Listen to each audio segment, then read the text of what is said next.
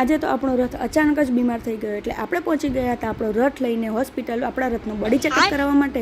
ત્યાં આપણો વારો આવી ગયો એટલે આપણા રથનું ચેકઅપ થઈ ગયું અને ત્યાં અંદર જઈને જોયું તો હાય મને તો એમ થયું કે આપણો રથ આટલો બધો બીમાર હતો કે એને એડમિટ કરવો પડ્યો। અને પછી ત્યાં મેં હોસ્પિટલમાં થોડીક ઇન્ક્વાયરી કરી તો અહીંયા બધે જ ગાડીઓને પોસ્ટમોર્ટમ કરેલી હતી। લાગે છે કે આ હોસ્પિટલમાં બધાનું પોસ્ટમોર્ટમ જ થાય છે।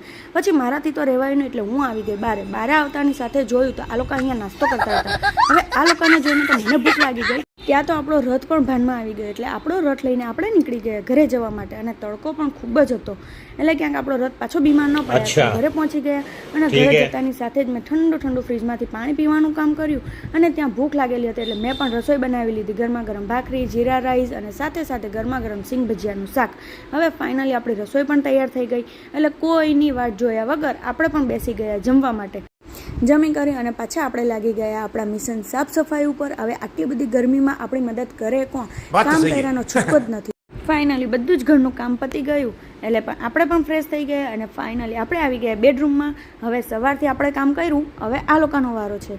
હવે આ લોકો જ્યાં સુધી ભણે છે ત્યાં સુધી તમે વિડીયોને લાઇક કરો, શેર કરજો અને નવા હોય તો સબસ્ક્રાઈબ કરી નાખજો। હર હર મહાદેવ।